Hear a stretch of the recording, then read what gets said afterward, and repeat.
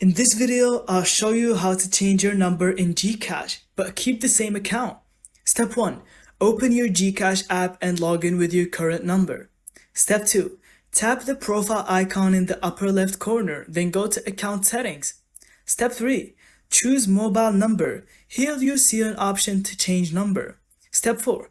Enter your new active number and request an OTP. Step 5.